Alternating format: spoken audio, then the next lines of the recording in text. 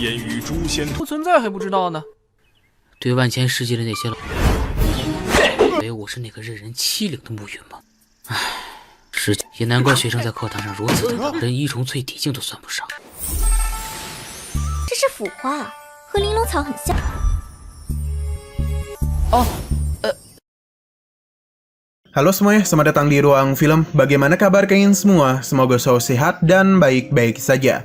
Pada hari ini kita akan kembali melanjutkan Donghua Supreme God Emperor episode 1-5.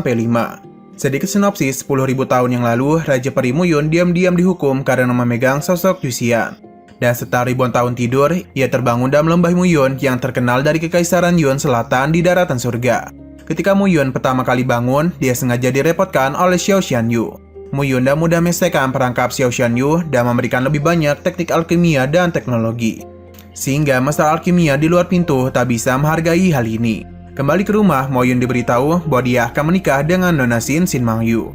Xin Mangyu adalah seorang gadis dingin dan beracun. Tetapi dia itu masih bisa hidup sampai dia berusia 20 tahun. Pernikahan itu hanyalah untuk kepentingan keluarga Xin saja. Bagi kalian yang belum pernah menonton series ini, kita sarankan untuk menonton series aslinya terlebih dahulu. Kita ingatkan juga kalau konten ini akan menjadi full spoiler. Bagi yang penasaran bagaimana alur ceritanya, tanpa banyak omong lagi, langsung saja ambil posisi yang enak, jauhkan jarak gadget dari mata sekitar 30-40 cm, dan kita akan masuk ke dalam alur cerita Donghua Supreme God Emperor. Scene dimulai di sebuah kota yang bernama Kota Baiyun. Terlihat seorang pemuda yang bernama Muyun. Dia ini mendapatkan perlakuan tidak hormat dari para murid lainnya. Kejadian itu membuat Muyun menjadi sangat bersedih. Ia juga menjadi bertanya-tanya mengapa orang-orang sangat tidak menyukai dirinya. Akibatnya, Muyun pun mulai teringat dengan masa kecilnya yang mana ayahnya bernama Mu Xingyu tampak tidak menyukai dirinya, hanya karena dia gagal berkultivasi. Yang lebih parahnya lagi, Muyun ini pernah dirundung dan dipanggil sampah oleh kakak-kakak sepupunya. 修炼不成，且去。快来看，爹娘不要就说。Scene balik ke waktu 10.000 tahun yang lalu, yang mana dijelaskan bahwa Raja Peri tertinggi yang juga memiliki nama Muyun berkeliling dunia dan sebuah gulungan Yuxian. Meskipun tidak ada yang berani menentang Muyun, tetapi masih ada saja kelompok-kelompok yang ingin merebut kekuatan gulungan Yuxian dari tangan Muyun.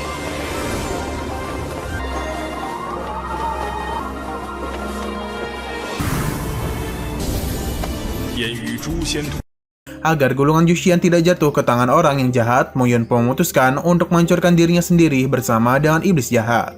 Di detik-detik terakhir kematiannya, dia sempat melemparkan gulungan Yuxian supaya dapat bereinkarnasi. Kembali ke masa sekarang, terlihat Muyun yang berasal dari 10.000 tahun yang lalu masuk ke dalam tubuh Muyun yang sekarang di kota Baiyun. Pada saat itu, Muyun menyadari kalau pemilik tubuh yang dimasuk ini selalu menjalani hidup yang sial. Maka dari itulah ia pun akan mencoba memperbaiki reputasinya, supaya bisa mendapatkan perlakuan yang baik dari orang-orang yang jahat kepadanya. Selang beberapa saat, salah seorang murid mengolok-ngolok dan mentertawakan Muyun, sehingga Muyun mencoba menjadi sedikit lebih tegas kepadanya. Selain itu, ia juga sempat terkena lemparan sebuah gulungan dari salah satu seorang murid. Muyun menyadari kalau tubuh yang dimasukinya sekarang sama sekali tidak ada kekuatan. Oleh karena itulah, murid-muridnya sangat berani bertindak tidak hormat kepada pemilik tubuhnya. 不存在还不知道呢。对万千世界的那些老，以为我是那个任人欺凌的暮云吗？唉，也难怪学生在课堂上如此的高，连一重淬体境都算不上。 Ketika Muyun secara tegas menyuruh seluruh muridnya untuk fokus mengikuti pelajaran, salah satu gadis muridnya bernama Xiao Meinu mencoba mempermalukan Muyun. Dan sebuah pertanyaan mengenai mengapa rumput mati diperlukan untuk memurnikan pil Bailing. Mendengar pertanyaan itu, Muyun sebagai Raja Peri yang sudah lama hidup menganggap pertanyaan itu terlalu mudah bagi dirinya. Dan santunya Muyun menjawab kalau pil Bailing, Yifin Danyu dan rumput mati terbuat dari bunga burung dan omatus serta 3 akar herbal. Dalam proses pembuatan pil Bailing, pil itu membutuhkan akar ometus untuk disintesis. Akan tetapi rasa pahit akar ometus akan mempengaruhi spiritual bunga burung. Rumput mati diperlukan sebagai penghilang rasa pahit pada obat-obatan. Karena rumput mati bisa menghilangkan rasa pahit dan mengandung sifat layu yang mengandung vitalitas yang besar. Dengan cara itu, spiritual bunga burung dan kombinasi akar ometus akan dapat dibuat secara sempurna dan meningkatkan kemanjuran pil Bailing. Mendengar penjelasan itu, Xiao Meinu pun merasa begitu kecewa. Padahal ia itu melemparkan sebuah pertanyaan untuk mempermalukan Muyun. Namun pertanyaannya justru dijawab dengan begitu lengkap. Terlebih lagi, pertanyaan itu seharusnya tidak bisa dijawab oleh Muyun. sebab seorang alkemis bintang 2 saja tidak akan mungkin bisa menjawab pertanyaannya.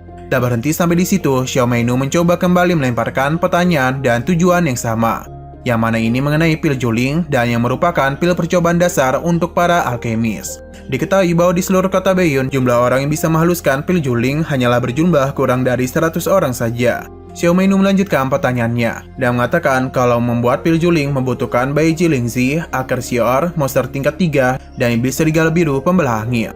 Dan menambahkan beberapa herbal tambahan untuk membuat Xiangong. 3 bahan utamanya adalah bahan yang wajib. Namun mengapa pil iblis serigala biru juga harus ditambahkan? Tanpa berpikir lagi, Mo Yun pun menjawab, menurutnya menambahkan iblis serigala biru adalah sebuah kesesatan. Meskipun pil serigala biru bisa menetralkan 3 ramuan utama, tapi pil itu hampir menyiksa seluruh spiritual pil juling. Jawaban dari Mo Yun langsung dibantah oleh salah satu muridnya. Ia mengatakan kalau penambahan iblis serigala biru ada sebuah resep untuk pengobatan yang sudah dibuat selama ribuan tahun yang lalu. Berbeda dengan Xiao Meinu, ia justru menganggap jawaban Mo Yun sangatlah tepat, karena penjelasan itu sama dan apa yang sudah dijelaskan oleh kakeknya. Tanpa berhenti sampai di situ, Xiao Meinu bertanya lagi tentang bagaimana cara meningkatkan hasil dari pemunian pil Julingda. Dan mudahnya Mo Yun menjawab, jika yang mempertahankan spiritualitas dari 3 ramuan utama, maka yang terbaik adalah dengan menggunakan pil serigala angin. Mendengar penggunaan iblis serigala angin, membuat salah satu muridnya kembali mencemoohnya. Karena serigala angin adalah monster terendah di tingkat pertama, dan monster itu tidaklah murni, sehingga tidak mungkin bisa digunakan untuk memunikan pil kelas 3. Meskipun jawabannya itu ditertawakan oleh seluruh murid, Xiao Meinu sendiri menganggap jawaban dari Mo Yun sangatlah sempurna. 那想要提高怎么办？废物导师身上得到答案。只是靠 Pada saat yang bersamaan, seorang dekan akademi di kota Baiyun bernama Lu dan dekan dari akademi tinggi utama di Kekaisaran, yakni Akademi Nanyun, yang bernama Ma Wen pun datang. Baru saja datang, Ma Wen pun menanyakan tentang bagaimana cara meningkatkan kekuatan obat dan tingkat keberhasilan pil juling dan Ma Wen juga sempat meremehkan jawaban dari Mo Yun, pasalnya dengan tingkat iblis serigala angin yang rendah, rasanya tidak mungkin bisa digunakan untuk menetralkan Bai Jilingzi. Mo Yun langsung menyeletuk dengan mengatakan kalau ditambah obat buah giok ungu, maka serigala angin akan dapat menetralkan Bai Jilingzi. Terlebih lagi, buah giok ungu juga memiliki efek yang mana pada saat mengumpulkan energi, bisa meningkatkan efektivitas. Mendengar penjelasan dari Mo Yun, Ma Wen menganggap penggunaan buah giok ungu sebagai perantara adalah sebuah ide yang sangat jenius. Dan ini memiliki tingkat keberhasilan yang cukup tinggi. 紫玉果还有一种功效，用紫玉果聚集起来，代替破风起火作为中转站，城市高。这个想法有很大。 Kemudian semua orang menjadi sangat terkejut ketika mendengar Ma Wen secara hormat menanyakan nama Mo Yun.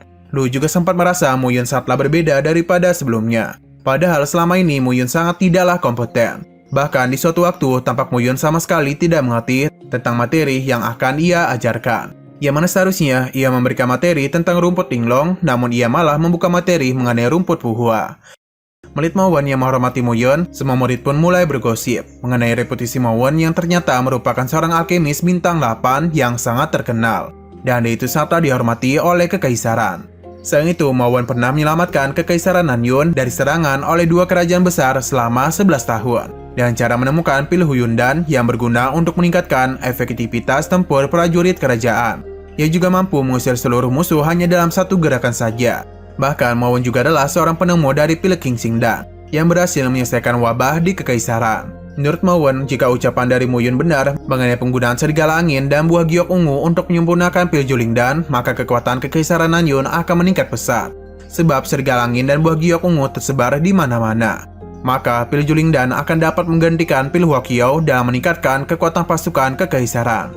Karena menyempurnakan pil Huaqiao memerlukan rumput sutra putih yang jumlahnya sangatlah sedikit. Terlebih lagi, pil Huaqiao akan meninggalkan luka gelap kepada setiap penggunanya di bagian tubuhnya. Dari ucapan itu, Mo Yun menyarankan Ma Wen agar menggunakan darah Yanling untuk menyimbangkan pil Huaqiao. Jawaban dari Mo Yun yang benar-benar jenis itu berhasil kembali mendapatkan pujian dari Ma Wen. Sehingga Ma Wen kemudian memutuskan untuk meminta saran kepada Mo Yun mengenai cara meningkatkan kekuatan pil darah. Mo Yun memberitahu bahwa caranya adalah memanfaatkan rumput darah. Jika tidak ada rumput darah, maka bisa menggunakan jantung binatang darah, atau dan darah rusa, atau dengan memakan buah hati. Dan hanya menanyakan itu, Ma Wen juga memiliki pertanyaan-pertanyaan lain yang ingin dia tanyakan kepada Mo Yun. Sayangnya, Mo Yun memutuskan untuk menolaknya secara sopan dengan mengatakan kalau ia harus beristirahat terlebih dahulu. 莫大师不……是了，你这小子还不耐烦了？老朽与穆导师一切如……愿意来你就来。Pada saat pergi kembali ke kediamannya ke istana, Muyun tampak diikuti oleh Mowon dan Lu di sepanjang perjalanannya. Sampai di sana, Muyun secara tak sengaja bertemu dengan seorang kepala pelayan yang bernama Lao Xiu, yang menyuruh Muyun agar segera pergi ke ruangan tamu untuk menemui tetua. Melihat Lao Xiu, Muyun pun mulai teringat akan penindasan yang dilakukan oleh dia kepadanya. 我都替宗长心疼，小心我扒了你们的皮！穆管家，我替你收着。 Di waktu yang sama, Lao Xiu tampak secara tidak sopan menyuruh Muyun untuk masuk ke ruangan tamu, yang mana dia itu akan mengurus pernikahannya. Pada waktu itu, Mawon merasa sedikit kecewa dengan perlakuan dari Lao Xiu yang lancang sebagai seorang pelayan kepada Muyun sebagai tuan mudanya. Usut punya usut, ternyata Muyun ini adalah seorang tuan muda dari keluargamu, yang sebentar lagi dia itu akan dinikahkan oleh ayahnya. Tak terima dengan perlakuan yang tidak sopan dari Lao Xiu, Muyun pun langsung saja memberikan tamparan kepadanya. Dia merasa percaya diri karena ia sudah mengetahui kalau Lao Xiu hanyalah seorang praktisi di tingkat 1 pengerasan tubuh. 打的就是你，赵哥，你是穆家下人，就不是2巴掌的事情。实力暮云天星。 Di ruangan tamu, ayah adopsi dari Muyun yakni Mu Liancheng dan juga patriark dari keluarga Xin atau kakeknya Xin Mangyu yaitu Xin Xiu. Selang beberapa saat dan penuh kepercayaan diri, Muyun pun datang ke sana, sehingga Mu Liancheng pun langsung memperkenalkannya kepada keluarga Xin. Lalu Mu Liancheng memberitahu bahwa Muyun akan segera menikah dengan Xin Mangyu. 身材，如果配上美人，只是恐怕长得不怎么好看。找孩儿，秦家联姻，义父给你。 Akan tetapi, Muyun secara terang-terangan menolak pernikahan tersebut. Penolakan dari Muyun membuat para tetua menjadi sangat emosi kepadanya. Salah satunya adalah tetua yang bernama Mu Fengyuan. Muyun memberitahu bahwa dirinya hanyalah seorang sampah yang tidak pantas untuk menikahi Xin Mangyu. Ia juga menyarankan agar sebaiknya Xin Mangyu menikah dan anak dari Mu Fengyuan yang bernama Mu Xie saja. Tak hanya Mu Fengyuan saja, seorang tetua bernama Mu Fengqing juga menjadi sangat marah kepadanya. Menurutnya, Muyun hanyalah seorang beban keluarga saja. Lantas, Muyun pun langsung belak-belakan mengatakan kalau anak dari Mu Fengqing, Mulang dan Mu Yuan juga adalah beban keluarga kerajaan yang hanya makan dan minum saja. Dan mereka itu tidak memiliki kontribusi apapun ke keluargamu. Meskipun begitu, Mu Fengyuan tetap saja mencoba menjelek-jelekan Mu Yuan dan mengatakan kalau Mulang dan Mu Yuan ada seorang jenius tidak seperti Mu Yuan. Dan bersang lama datanglah Lao Xiu yang langsung mengadukan kepada para tetua tentang perbuatan Mu Yuan terhadap dirinya. Mengetahui hal tersebut, Mu Fengqing menjadi sangat emosi kepada Mu Yuan. Ia menjelaskan bahwa Mu Yuan seharusnya tidak bertindak kasar kepada Lao Xiu, karena Lao Xiu telah menjadi kepala pelayan keluargamu selama lebih dari 20 tahun dan sangatlah setia. Meskipun begitu, Mu Yuan memberitahu kalau Lao Xiu telah menghina dan membentak dirinya sebagai seorang tuan muda, sehingga memang sudah seharusnya Lao Xiu mendapatkan hukuman dengan cara memukulnya. Kemudian Muyun memberitahu Mu Liancheng bahwa bagaimanapun juga ia tidak akan menikah dengan Xin Mangyu. Ucapan dari Muyun membuat Mu Fengyu merasa muak, bahkan ia juga sempat mencoba untuk menampar Muyun. Lantas Muyun pun bergegas memanggil Dekan Lu dan Mawon yang sedang menunggu di pintu luar. Mendapat panggilan itu, mereka berdua langsung masuk ke dalam dan menghampiri Muyun. Lalu Dekan Lu tampak merasa sedikit kesal dengan Muyun, karena Muyun menyeret dirinya ke dalam masalah keluargamu. Ketika yang duduk, Mawon sebagai atasan dari Dekan Lu justru menyuruh Dekan Lu untuk duduk di kursi, sedangkan dirinya malah berdiri di samping Dekan Lu. 今日不请自来，还扛不住就把我搬出来。 Setelah Dekan Lu duduk, Mu Fengyuan pun langsung mendekati Dekan Lu. Dan penuh hormat, Mu Fengyuan memberitahu kalau Muyun telah melanggar perintah keluarga, sehingga ia meminta secara pribadi kepada Dekan Lu agar mendidik Muyun lebih keras. Mendapat permintaan itu, Dekan Lu merasa enggan menurutinya, sebab Muyun adalah orang yang disukai oleh Mawon. Jika Dekan Lu menuruti permintaan Mu Fengyuan, maka dirinya akan berada dalam masalah. Lantas, dengan penuh kebijaksanaan, Dekan Lu pun memutuskan untuk mencoba membela Muyun. Selain itu, pembelaan dari Dekan Lu juga mendapatkan pembenaran dari Mu Liancheng. Akan tetapi, pembenaran dari Mu Liancheng langsung dibantah oleh Mu Fengqing. Menurutnya, Muyun adalah beban keluarga yang tidak pernah memberikan kontribusi apapun. Terlebih lagi, Muyun juga sangat berani memukul Lao Xia. Maka dari itu, Mu Fengqing pun menyarankan agar Muyun dihukum dengan cara dicambuk di depan umum. Mendengar ucapannya, Mawon langsung mencoba mengingatkan Mu Fengqing sebagai tetua yang tidak bijaksana. Ia juga memberikan pembelaan kepada Muyun. 老管家对暮云不敬，就把罪过算在暮云2巴掌。老夫还是不分青红皂白。Tak terima dengan perkataan Ma Wan, Mo Fengqing merasa tersinggung. Ia pun mencoba mengingatkan Ma Wan agar tidak ikut campur dalam masalah keluarganya. Hingga dia pun mencoba mengusir Ma Wan. Di sini Mo Fengqing sama sekali tak tahu kalau sekarang ia sedang berbicara dengan Ma Wan yang merupakan wakil dekan di Akademi Tertinggi Kekaisaran. Merasa kesal dengan ucapan dari Mo Fengqing, Dekan Lu menjadi sangat emosi kepada Mo Fengqing. 还妄图非议可知道便是放肆。陆院长，这个 Ia pun mengingatkan agar Mo Fengqing tidak bertindak kasar kepada Ma Wan.